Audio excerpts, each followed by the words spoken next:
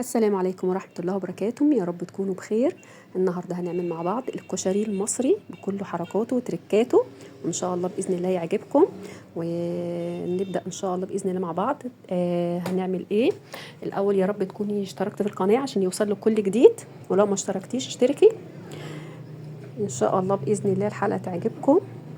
والكشري المصري بكل تركاته وحركاته زي ما قلت لك، زي ما انت شايفة كده بالظبط. هتعتمدي فعلا الطريقة وهتبدأي تعملي بيها على طول. خلاص نبدأ مع بعض الأول. هنبدأ نعمل البصل. خلاص يا ريت البصل نعمله بحاجة زي اللي هي المبشرة دي كده، اللي هي بتاعة البطاطس أو كده، عشان يطلع لك خفيف خالص كده رقيق، عشان يطلع لك مقرمش خالص. خلاص هتبدأي تعمليها بالمنظر ده. وفي قطعة تانية اللي هي بتاعة البطاطس الشيبس، ممكن برضو تعملي بيها، أو المبشرة اللي أنا وريتها لك دي. خلاص أنا عاملة حوالي 3 بصلات على حسب الكمية اللي انت عايزاها اعمليها. خلاص انا هنا قطعتهم. بصي هنا شكلها رقيق خالص، وتكوني مجهزة زيت غزير. خلاص تبدأي تقلي فيها، تحمري فيها البصل. اول ما يبدأ لونه يغمق كده، يعني يبقى بني مش اصفر، يعني بني كده حلو، ما يكونش محروق، هتقلبي فيه. والزيت ده هنستخدمه بعد كده في باقي الكشري، يعني اهم حاجه تكون الزيت ده ولسه مستخدماه في الكشري، وبعد كده هنستخدمه في باقي الوصفات، في الرز وفي الصلصه وفي كل حاجه. خلاص ابداي كل كده شويه تقلبي في البصله لغايه ما تديكي اللون الذهبي الحلو زي ده كده، وزي ما انت شايفاه كده بالظبط. وعلى فكره لو قعد معاكي يومين هيفضل مقرمش بالطريقه دي، هتلاقيها مقرمش معاكي، مش هيبقى طري خالص. زي ما انت شايفه كده دبت في ايدي. هنبدا دلوقتي نعمل مع بعض الصلصه. انا خدت من الزيت اللي هو حمرت فيه البصل بنكهه البصل، هيبقى حلو جدا، هيفرق معاكي في الطعم. خلاص وهنزل دلوقتي معلقه توم، معلقه توم، وهحط معاها كمون وكزبره، معلقه كمون صغيره ومعلقه كزبره. خلاص وتقلبيهم مع بعض لغايه ما تحسي ان هي كده الريحه بدات تشميها كده بقى، والتومه بدات تبقى لونها ذهبي. هتنزلي بمعلقه صلصه. بجد الطريقه دي حلوه قوي، ان لما تحطي البهارات مع الثوم والبصل بتدي ريحه حلوه جدا. خلاص هنحط دلوقتي معلقه الصلصه. خلاص بدأت تقلبي، بصي كده هتلاقي حتى البهارات نفسها ريحتها وانت بتقلبي فيها طالعه كده. خلاص بتحسسك ان خلاص انك بتعملي الكشري، يعني ان هم اول ما دخلوا، يعني ما كنتش لسه خلصته بدأت الريحه بقى تنتشر في الشقه. خلاص انا كده حطيت معلقه الصلصه. اول ما تقلبيها كده بس دقيقه بس كده، وبعد كده هنزل بالمعجون الطماطم، صلصه الطماطم. عندك طماطم انت جاهزه او ضربها في الخلاط، اي حاجه. خلاص وهتنزلي بيها كلها. انا كده يبقى حاطه فيها في التومه، حاطه كزبره، معلقه كزبره ومعلقه كمون، وقلبتهم شويه مع بعض، ونزلت بالصلصه، وبعد كده نزلت بالطماطم. دلوقتي يا دوب هنزل بمعلقه فلفل اسود، والملح طبعا على حسب الرغبه عايزاه، يعني الملح ده على حسبك انت، يعني بيبقى مظبوط او قليل ملح على حسب ما انت عايزه. هتبداي تقلبيها وتسيبيها تغلي شويه على البوتاجاز. انا هنا حطيت الملح،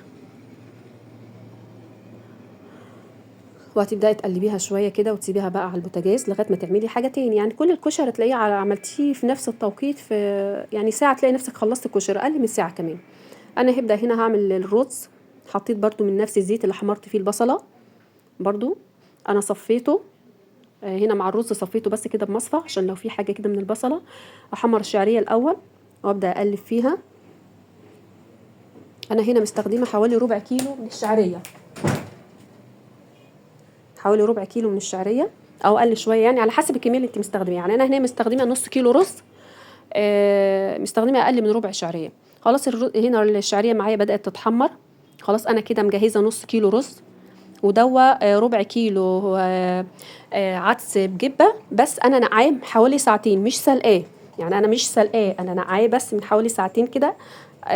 هتنقعيه قبل ما تعملي الكشري. وده الرز مغسول بس مش منقوع، كانك هتعملي رز عادي. وهتقلبيهم بره الاول في طبق كده، في بوله الاول مع بعض، بحيث ان هو الرز يختلط مع العدس بجبه. لما تلاقيهم خلاص كلهم بقوا مع بعض كده، هتنزلي بيهم بقى على الشعريه. اي مش صعبه ولا حاجه، ان انت بس بتبقي ناقعه العدس من قبلها لما تكوني عارفه هتعملي كشري من قبلها بساعتين. لكن الرز هتغسلي عادي كده. هنا الشعريه تمام، لونها تمام كده. هتنزلي بقى، تنزلي بالعدس والرز مع بعض، وتقلبيهم كويس. تقلبيهم شويه على البوتاجاز لما تحسي انهم كلهم بقى خلاص اتحمروا خلاص، لان العدس هنا منقوع فهينزل ميه، تبداي تقلبي فيه شويه كتير على البوتاجاز كده لما تحسي انه خلاص كده يعني ما فيهوش ميه بقى، الحله خلاص ما فيهاش ميه، حاسه هتحسي ان لونه اتغير شويه معاكي كده. انا خلاص كده قرب تمام كده ان انا هضيف له الشوربه. هنا الصلصه معايا بقى، هنا هتكون معايا هنا معلقه توم. اول ما بدات تغلي معلقه توم وعليها حبه كمون وحبه كزبره. انا بحب احطها كده بعد ما بتغلي شويه، بتدي نكهه حلوه قوي، بتدي ريحه حلوه جدا بعد ما الصلصه بتغلي. جربيها. واحط بعد كده ربع معلقه سكر، هحطها بس مش دلوقتي. هنا بقى هشرب الرز معايا، هشربه ميه، بس هنا ما تشربوش ميه كتير لان العدس عندك فيه طبعا هينزل ميته لان احنا ناقعينه خلاص. يعني الرز كده يبقى باين حاجه بسيطه كده. طبعا هتظبطيه ملح، طبعا هتحطي له الملح اللي انت عايزاه، وحاجه بسيطه فلفل اسود كده، يعني ربع المعلقه كده فلفل اسود وملح. قلت لك الملح على حسب ما انت عايزه. هنا كان خلاص قرب يستوي، شوفوا لونه ازاي، فلفل بجد طعمه كده اصلا يعني تحفه بجد والله. خلاص هنا بقى الميه هنا كنت مجهزاها برضو على نفس الشعله جنبي. هنحط فيها المكرونه، تحط المكرونه اللي انت عايزاها. انا هنا حطيت النوع ده، وبعد كده هحط عليها مكرونه سباكيتي. بس اهم حاجه تكون المكرونه السباكيتي ما تقسميهاش نصين، هتقسميها على 3، لان احنا بناكل كشري بالمعلقه مش بالشوكه، فهتضطري تقطعي المكرونه على 3 اجزاء عشان لما تيجي تاكليها طبعا ما تبقاش طويله خلاص. طبعا هنا انا كده قطعتهم على 3 اجزاء، وهتسيبيها طبعا تتسلق، وتحطي ملح وشويه زيت. انا كنت حاطه في الميه ملح وزيت باينه يعني في الحله، حاجه كده بسيطه، زيت وحاجه ملح. هنا هعمل الخل طبعا على البارد، حطيت معلقه خل وكزبره وكمون وربع كوبايه خل ونص كوبايه ميه، وقلبتهم. يبقى خل وتوم وكمون وكزبره وملح، وقلبتهم كده، وهضربهم في الكبه شويه او في الخلاط 5 دقايق. دلوقتي هعمل الشطه برضو من الزيت برضو اللي بتاع البصله. معلقه شطه كده مطحونه، هتقلبيها شويه في الزيت يعني دقيقه كده بالظبط كده، لما تحسي ان هي بدات تديكي ريحه. انت بس البسي كمامه، عشان انا وانا بعملها كنت لابسه كمامه بجد، الريحه مش تقدري تستحمليها. اول ما بتبدا تتحمر شويه، مش تتحمر يعني تسخن كده، هتبداي بعد كده تنزلي عليها بقى ب معلقتين كده من الصلصه اللي احنا كنا عاملينها بتاع الكشري. بص اول ما تبدا معاكي تبقلل كده، هتنزلي بمعلقتين كده من صلصه الكشري، وبرده معلقتين من الخل اللي احنا عملناه، هتاخدي منها معلقتين وتحطي وتسيبيها دقيقه كده بس على البوتاجاز. بص الخل لما انا ضربته في الخلاط بقى لونه حلو ازاي، او في الكبه اي حاجه، وهتسيبيها بس تغلي كده، وهتطفي عليها على طول. وده الشكل النهائي طبعا للكشري، وان شاء الله باذن الله يعجبكم بجد، طريقه هايله وهيعجبكم بجد.